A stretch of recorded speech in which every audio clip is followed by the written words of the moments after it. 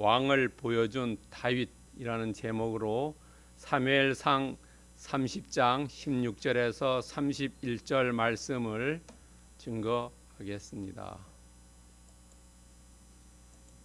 여러분, 새로운 시대가 되면은 어떨까요? 오늘 여기 두 집단에 대한 이야기를 합니다. 자, 한쪽의 무리는 거짓말을 미워하는 집단이 있고요. 또 한 집단은 진실을 미워하는 집단이 있습니다. 여러분, 사람들이 본인은 그렇지 않다고 하지만은 객관화 시켜보면은 거짓말을 미워하는 사람이 있고 진실을 미워하는 사람이 있습니다. 자기도 모르게 이야기합니다. 자, 그런데 보통 사람들은 거짓말을 미워합니다. 싫어하지요. 그러나 또 한편의 비의 무리들은 왜 거짓말을 하느냐 하면은 이 사람은 탐심에 의해서 거짓말을 합니다. 본인이 거짓말하는 걸 압니다. 그러나 자기의 욕심을 채우기 위해서 거짓말을 합니다. 베드로 후서 2장 3절에 보면은 아주 정확하게 나와 있습니다. 여러분, 베드로 후서 2장 3절에 보면 그들이 탐심으로써 지어낸 말을 가지고 너희들로 이익을 삼는다는 겁니다. 그러니까 말을 지어 가지고 거짓말을 해 가지고 자기의 이익을 취한다는 겁니다. 그러니까 거짓말하는 사람의 마음속에는 상대자의 이익을, 이 사람을 이용해 가지고 어떻게 내가 이익을 삼느냐 하는 겁니다. 이것이 정말로 저도 놀랐습니다. 이런 말씀이 성경에 있다는 게. 그러니까 우리가 저 사람이 거짓말을 나에게 한다 하는 것은 이 사람이 나를 이용해 가지고 자기의 유익을 취하려고 하는구나 하는 것을 빨리 캐치해야 된다는 거죠. 그렇지 않으면은 그 사람에게 유혹에 당해 가지고 자기의 돈을 잃고 명예를 잃고 재산을 잃고 모든 것이 다 사기당한다는 겁니다. 그래서 거짓말하는 사람을 주의해야 된다는 겁니다. 그런데 거짓말하는 사람은 영과 육이 분리되어 있다는 거예요. 자기의 마음속에는 이런 말을 하지 말아야 되는데 내 유익에 의해서, 내 탐심에 의해서 거짓말하니까 영과 육이 분리되어 가지고 이런 사람들은 오래 살지 못합니다. 여러분, 정치가들이 일찍 죽는 게 왜냐하면 자기의 마음과 자기의 행동이 다르기 때문에 스트레스가 되어가지고 이것이 병이 돼서 일찍 죽는 겁니다. 사람이 병 걸리지 않으면 죽지 않지요. 그래서 생로병사라 하지 않습니까? 병 걸려야지 죽는 겁니다. 병 걸리지 않으면 천년 만년 사는 겁니다. 그런데 영과 육이 하나 되어 있으면은 그냥 편안히 사는데 영과 육이 다르기 때문에, 마음과 행동이 다르기 때문에 그것이 스트레스 돼서 병으로 죽는 겁니다. 그래서 예수님께서 우리에게 말씀해 주셨어요. 뭐냐면 너희들이 진리 곧 진실을 말하고 거짓하지 않으면 그것이 너가 자유롭다는 거죠. 여러분, 경찰서나 검찰에 가서 내가 죄짓지 않으면 자유롭죠. 그러나 그렇지 않으면은 소뚜껑 보고도 놀란다는 그 속담도 있지요. 두려운 겁니다. 그래서 예수님께서 우리가 늘 진실한 마음, 정직하게 살아라. 그것이 곧 너희를 자유롭게 한다는 겁니다. 여러분, 베드로후서 3장 17절 표준 세번역에 보면은 불의한 자들이 유혹에 휩쓸려 자기의 확신을 잃는 일이 없도록 주의해라. 불의한 자들, 진실을 미워하는 자들, 이런 자들이 불의한 자들이라는 거죠. 그런 사람들의 유혹에 휩쓸려 가지고 내 확신을 잊어버리면은 내가 당한다는 겁니다. 여러분, 그러니까 우리는 늘 말씀을 중심으로 해서 말씀에 따라서 거짓인지 진실인지, 진실을 미워하는 사람, 이런 사람들을 주의해야 된다는 거예요. 그런 사람에 휩쓸려 가면은 내 삶이 구렁텅이로 빠진다는 겁니다. 그러니까 우리는 늘 진실을 사랑하고 거짓을 미워하는 그런 삶을 사시기를 축원드립니다. 자, 오늘 본문에 좀 깁니다마는 오늘 본문을 동그라미 표시되어 있는 세 부분으로 되어 있습니다. 그 중에 첫 번째 부분입니다. 첫 번째 부분은 다윗의 전리품이라 이렇게 백성들이 얘기합니다. 16절부터 20절입니다. 16절부터 20절은 구원자라는 암시가 이 안에 있습니다. 여러분, 다윗은 지금 새로운 왕으로 등극하려고 합니다. 그것을 본문을 통해서 사울 왕과 대조시켜 놓았습니다. 구원자입니다. 자, 아말렉 사람들은 이제 승리해가지고 많은 재산들을 가지고 가버렸습니다. 노예들도 많이 붙잡아가지고 갔습니다. 그러니까 이 사람들은 먹고 마시고 춤추자. 출애굽기 32장 6절에 보면 모세가 시내산에 올라갔을 때 그 모세의 형 아론과 거기에 있는 사람들이 야, 모세가 안 오니까 우리끼리 잘 먹고 잘 살아보자. 황소 만들고 먹고 놀고 춤추는 게 똑같은 상태래. 먹고 마시고 춤춘다. 자기 방종에 빠져 있다는 거지요. 여러분. 그런데 먹고 마시고 춤추는 사람들이 대개 자기 돈은 안 하지요. 여러분, 유흥점에 가는 사람들이 전부 자기 돈으로 가지 않지요. 강도하고 도둑질하고 뇌물받고 이런 사람이 자기 돈이 아니기 때문에 그런 데 가서 쓰지요. 자기가 힘들게 번 돈은 절대 그렇게 쓰지 않습니다. 오늘 아말렉 사람들도 다른 데 가서 약탈하고 노예를 잡아왔고 이렇기 때문에 먹고 마시고 춤춘다는 겁니다. 여러분, 조선시대 때에 큰 전쟁이 두 번 있었죠. 병자호란과 임진왜란이 있었죠. 병자호란과 임진왜란이 있었을 때 그 나라의 그 장수들이 한국에 와가지고 너희들이 한국에 와서 약탈하고 사람을 잡아가는 거 너가 가져라 그랬어요. 그래서 중국 심양에서 포로시장이 열렸고요. 병자호란 때는. 임진왜란 때는 나가사키에서 한국 사람 잡아다가 팔았습니다. 그 팔은 사람이 로마까지 갔다.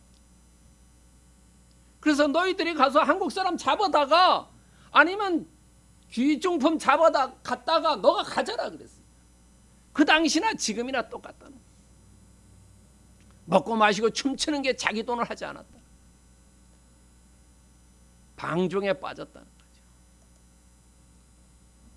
두 번째는 다윗이 구원자로서 가서 찾았다는 거죠.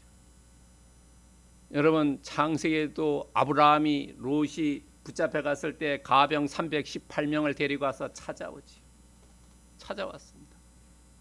그리고 거기에 플러스했습니다. 양떼와 소떼를 같이 가지고 옵니다. 전리품으로 가지고 옵니다. 여러분, 다윗이 살던 시글락에서 침략당했을 때 양떼와 소떼는 가지고 왔다는 얘기가 없습니다. 다른 지역에 가서 아말렉들이 소떼와 양떼를 붙잡아 갔는데 그것까지 찾아왔다는 겁니다. 그런데 재미있는 것은 오늘 성경에 보면은 도로 찾아왔고 그 다음에 다윗의 두 부인도 찾아왔다라고 얘기합니다. 다윗은 자기의 가정보다가 백성들을 우선한다는 걸 알 수 있어요. 자기의 그룹이 먼저가 아니라 백성이 우선한다는 것. 그 문장을 통해서 알 수 있다. 어떤 것이 먼저 쓰여 있느냐는 겁니다. 도로 찾아왔고 그 다음에 자기 두 부인을 구원했다. 자기 가족이 더 중요할 때인데도 불구하고 지도자로서 백성을 우선해 했다는 겁니다.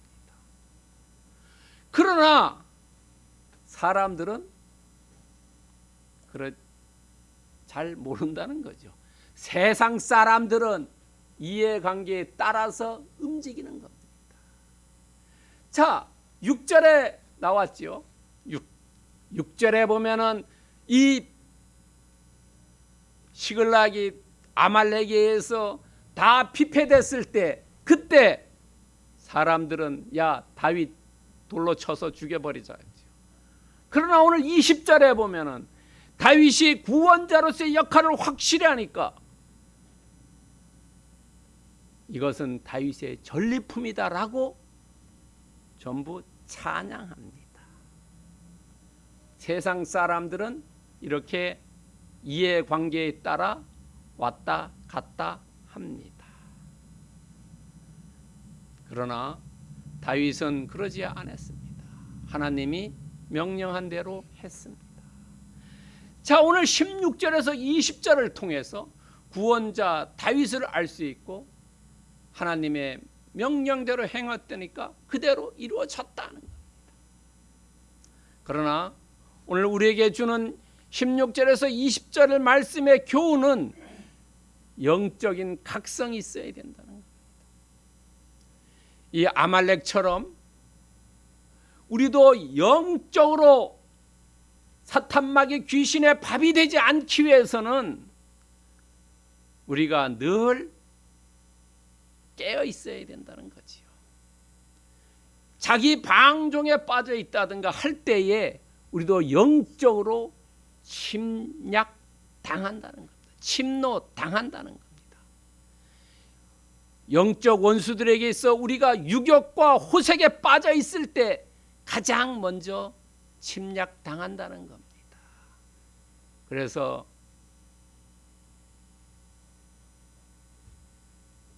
남자나 여자나 가정을 벗어나서 행할 때는 그 가정이 제일 먼저 망가지는 이유가 바로 그것입니다. 그때가 가장 침략하기 쉬운 때입니다. 그렇기 때문에 성경에서 베드로전서 5장 8절에서 이야기하고 있습니다. 마귀가 이렇게 잡아먹을 사람을 찾고 있는데 그 사람이 바로 영적으로 침체에 빠져 있는 사람이다 하는 겁니다.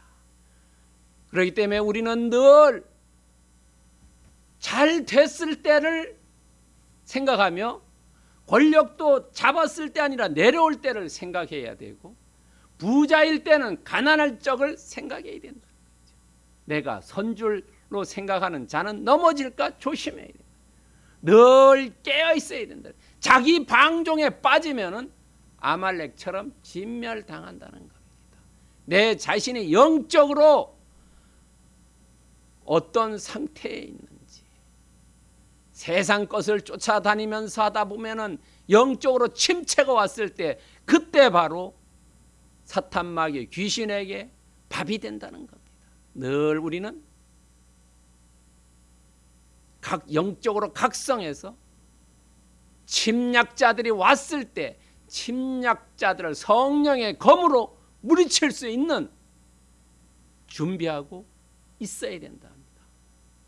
그런 분들이 되시기를 축원드립니다. 두 번째는 나의 형제들아 라고 다윗이 이야기합니다.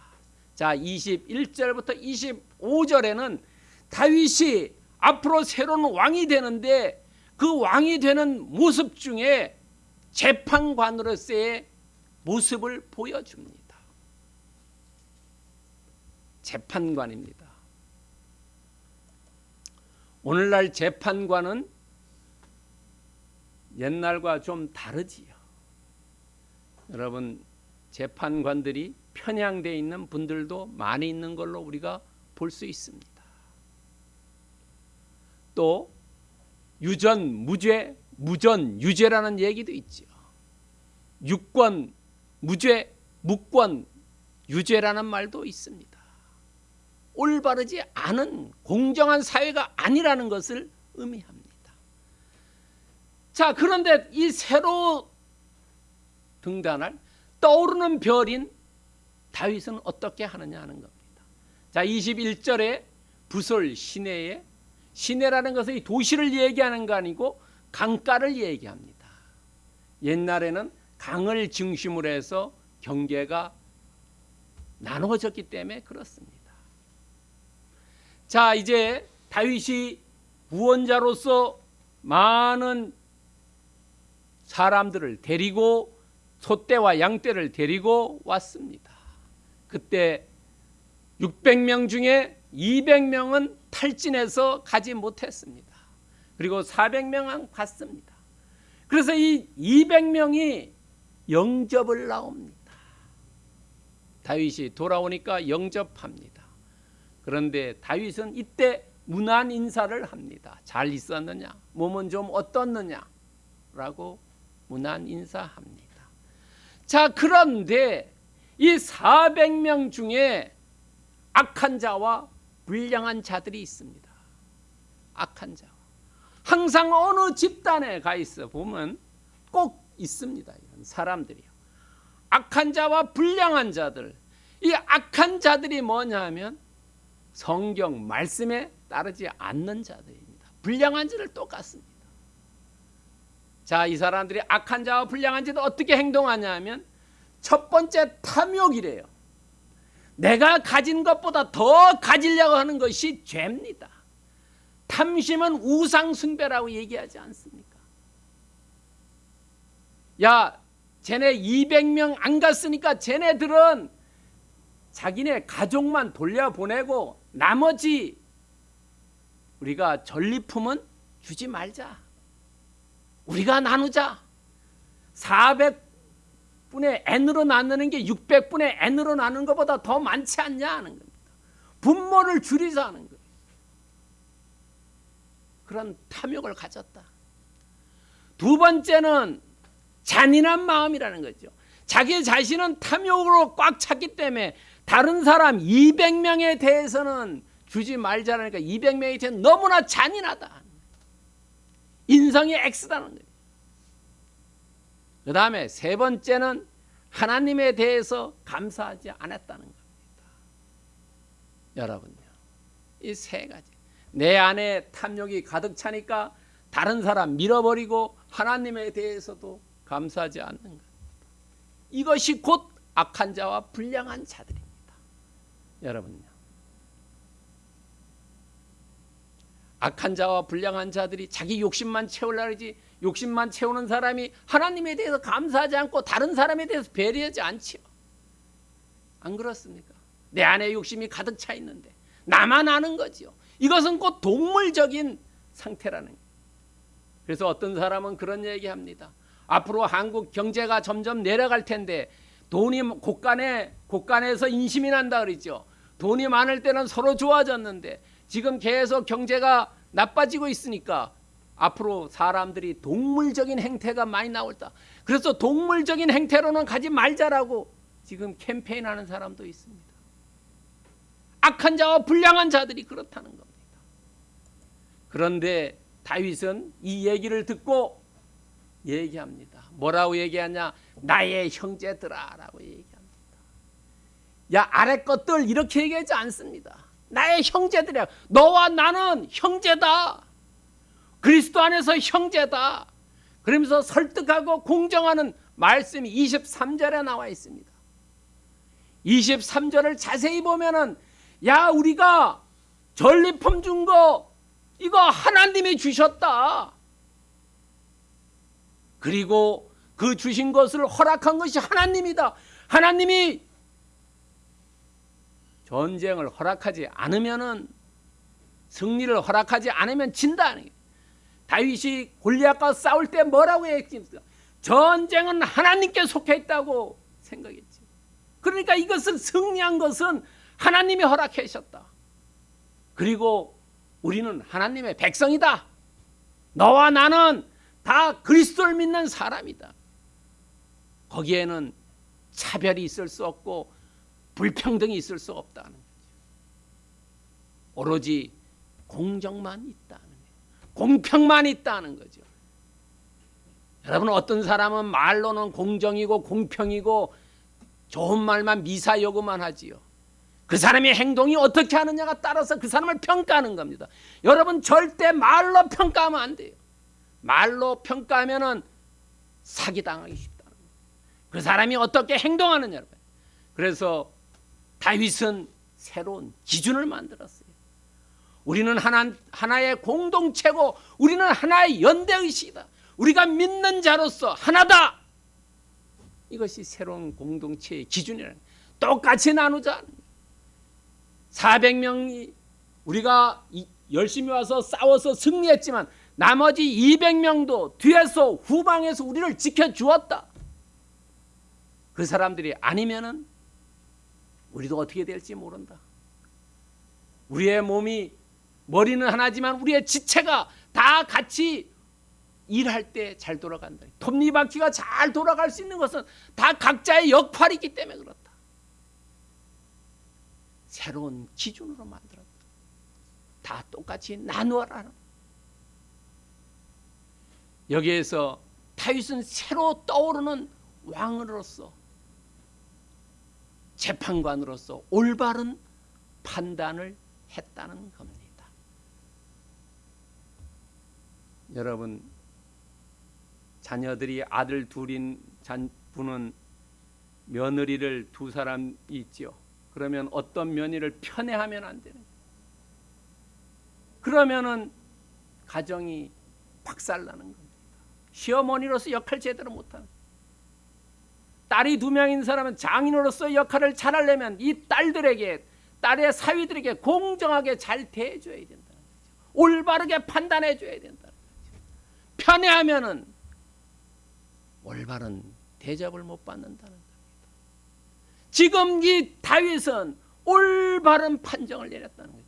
지도자로서, 대통령으로서, 아니면 도지사로서 잘못 판단하면은 제주 도민이 괴롭지 않습니까? 아니면 백성이 괴롭지 않습니까? 우리나라 대통령 중에 잘못해가지고 괜찮다 그러다가 이틀 후에 IMF 왔지 않습니까? 그 대통령은 백성을 잘못하니까 어떻게 합니까? 우리가 괴로웠지 않습니까? 그건 올바른 대통령이 아니라는 겁니다. 올바른 대통령은 백성을 잘 살게 하는 겁니다. 올바른 가정은 가정을 잘 돌보는 겁니다. 유익을 위해서 일하는 겁니다. 그렇기 때문에 올바른 판정하기 위해서는 좌로나 우로나 치우치지 말아야 된다라고 잠언 4장 27절에 얘기하고 있습니다. 오늘날 우리나라 사회를 보세요. 너무나 가슴 아프지 않습니까? 너무나 안타깝지 않습니까? 좌로나 우로나 치우치지 말아야 된다. 그런데 좌로나 우로나 치우치지 않아야 되는데 이 기준이 뭐냐 하는 겁니다. 그 기준이 여호수아서 23장 6절에 나와 있어요. 모세 율법책에 기록된 것을 지키는데 좌로나 우로나 치우치지 말라. 내가 좌로 가는지 내가 우로 가는지 알 수 있는 것은 모세 율법책, 오늘날로 얘기하면 성경의 말씀이 기준이 되어야 된다는 거죠. 성경의 말씀이 기준이 안 되고 내 생각대로 하면 내가 좌로도 갈 수 있고 우로도 갈 수 있다는 거죠. 좌로나 우로나 잘못 갈 때 그 밑에 백성들이 괴롭다는 겁니다. 다윗은 오늘 재판관으로서 올바로 판단했다는 겁니다. 좌나 우나 치우치지 않았다는 거죠. 하나님의 말씀을 가지고 하나님이 우리에게 주셨고 하나님이 허락해 주셨고 우리는 하나의 백성, 하나님의 하나의 백성이니까 우리가 공정하게 공평하게 분배하는 것이 맞다는 겁니다. 오늘 예배에 나오신 분들은 성경 말씀대로 좌로나 우로나 치우치지 말기를 축원드립니다. 세 번째는 여호와 원수입니다. 25절에서 31절의 말씀입니다. 외교관의 역할입니다. 떠오르는 왕인데 오늘날도 그렇지요. 대통령이 외교를 잘못하면 고립되고 우리 개인들도 어디 가서 잘 이렇게 해야지 잘못하면 꼬다는 보자루나 보리쌀이죠. 꼬다는 보리쌀이라 그러고요. 그 다음에 투명인간 취급하면 그거 어떻게 됩니까? 회사 사장이면 망하는 거고 가정이면 망하는 거죠. 직장에서도 어떻습니까? 주변 사람들과 잘 이렇게 지내야지 자기 혼자 어떻게 할 수가 없지 않습니까? 세상은 혼자 사는 게 아니지 않습니까? 국제사회도 어떻습니까? 서로 연결돼서 사는 거죠. 25절에 보면 여호와의 원수라고 이야기합니다. 여호와의 원수라는 것은 왜 여기서 이 아말렉의 원수라고 안 썼을까요? 그것은 나는 너희들과 같은, 여전히 내가 지금 아기스에 와 있지만은, 아기스의 편을 들고 있지만은, 블레셋 사람들 속에 속해 있지만은 나는 여전히 하나님을 믿고 있다는 것을 의미하는 겁니다. 여러분, 다 믿지 않는 사람들 속에서도 식사할 때 하나님께 감사 기도하는 사람 보면 저 사람은 크리스찬인 걸 알 수 있듯이, 여호와의 원수라는 것은 내가 지금 상황이 이렇지만 나는 하나님을 믿고 있다, 너희들과 같은 편이다라는 것을 이야기해 주고 있다는 겁니다. 그리고 그 전리품을 선사한 13곳을 나옵니다. 선사했다는 것은 요즘은 잘 안 씁니다. 이 단어를. 나이가 80, 90대이신 분들은 아마 선사라는 말을 썼을 겁니다. 저도 가만히 성경 본문 보면서 옛날에 부모님이 선사라는 말 쓴 거거든요. 선사라는, 이건 아마 우리나라는 요즘 잘 안 써요. 선물이라는 말을 씁니다. 한글 다른 성경 보면 선물이라는 말을 씁니다. 13곳을 나왔습니다. 이 13곳에 보낸 것은 처음에 보은입니다. 마지막 31절에 보면 내가 왔다 갔다 했다, 내가 도망 다니면서 그럴 때 도와줬던 사람들, 결초 보은이라는 사자성어 있지요. 결코 잊지 않았다. 그 사람들에게 선물 보냈다. 두 번째는 이 아말렉 사람들이 시글락, 다윗에 있는 동네만 약탈하지 않고 유다 여러 곳을 약탈했다. 소떼 양떼를 끌고 갔다. 그곳에 다시 양떼와 소떼를 보내줬다. 그리고 너희들과 나는 하나님을 믿는 공동체니까 나만 배불리면 안 된다. 우리가 콩 한 쪽이라도 반씩 콩 하나라도 반씩 나눠 먹자는 거예요. 우린 같은 공동체다. 그러면서 이것을 통해서 새로운 지도자를 암시하는 겁니다. 외교관은 역할. 야, 내가 너희들 13개 지역 다 품는다. 그리고 우리는 하나의 유대감이다. 그리고 내가 너희들을 지켜준다라는 것. 이원 집정부에 있는 나라는 대통령은 외교와 국방이지요. 그리고 나머지 내치는 총리가죠. 프랑스가 그 대표적인 것. 오늘 보면은 이 다윗은 품고 하나고 지켜주겠다는 것을 알 수 있다는 거죠. 그래서 오늘 이 25절 31절은 주는 자입니다. 주는 자. 이 여기에서 이 받은 장로들이, 친구 장로들이 나중에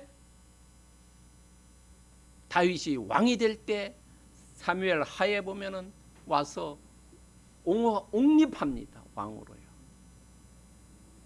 아, 이런 사람, 우리에게 세금만 걷어가려는 게 아니라 우리에게 줄 수 있는 사람.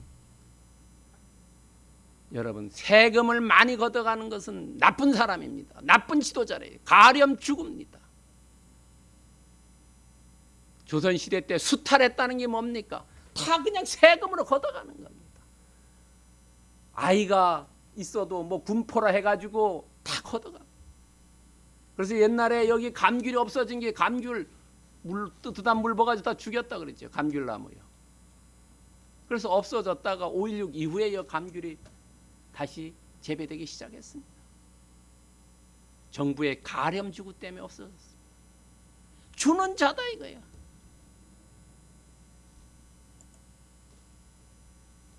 우리가 잘 아는 말씀 사도행전 20장 35절에 보면은 예수님께서 주는 것이 받는 것보다 복이 있다라고 얘기합니다. 그런데 예수님이 이 말씀을 하셨죠. 그런데 이 말씀대로 예수님의 행동을 했다는 겁니다. 나는 선한 목자고 선한 목자는 양들을 위해서 목숨을 버렸다는 거예요. 십자가에서 돌아가셨다는 거죠. 우리의 죄를 다 도말해 주셨다는 겁니다. 말과 행동이 일치했다는 겁니다. 여러분, 그리고 이 다윗은 주변 사람들에게 복을 나눠준 거지요. 이 사람이 가는 데마다 주는 자는 어디에 가서나 준다는 겁니다. 그 사람은 복의 근원이라는 거죠. 다시 말하면 여러분, 어떤 사람이 어떤 집단에 가면은 트러블 메이커가 돼가지고 계속 그 사람이 뭘 말썽을 일으키는 사람이 있는가 하면, 어떤 사람이 오면은 정말로 잘 되는 데가 있습니다. 요셉은 가는 데마다 형통했다고 합니다. 창세기 18장 18절에 보면 아브라함에게 너는 천하 만민은 너를 통해서 복을 받는다 하는 거예요. 주는 사람이라는 거죠. 복을 주는 사람. 예수님도 이 땅에 오셔서 주었지요. 계속 곧 질병 치료해주고 많은 주는 사람. 이런 사람이 곧 지도자의 반열에 오른다는 것을 알 수 있습니다. 오늘 예배에 나온 분들은 복의 근원이 되시기를 축원드립니다. 자, 오늘 말씀을 통해서 보면은 오늘 준비된 왕을 보여준 다윗, 구원자로서의, 재판관으로서의, 외교관으로서의 준비된 왕으로서 보여주었다는 거예요. 이 보여준 이 근본에 있는 것은 뭐냐면 다윗은 말씀에 순종했다는 겁니다. 6절과 8절에 나온 그 말씀대로 행했다는 겁니다. 다른 게 아니에요. 우리나 좌로나로 취한지고 오직 성경 말씀대로 행했다. 그러니까 하나님께서 세워주셨다는 거예요. 구원자로서, 재판관으로서, 외교관으로서 세워줬고 그것을 통해서 백성들이 나중에 옹립해 주었다는 겁니다. 그렇기 때문에 이사야서 1장 19절에 보면 너희들이 즐겨 순종해라. 그럼 아름다운 소산을 먹는다는 겁니다. 억지를 해도 순종하면은 복을 받습니다.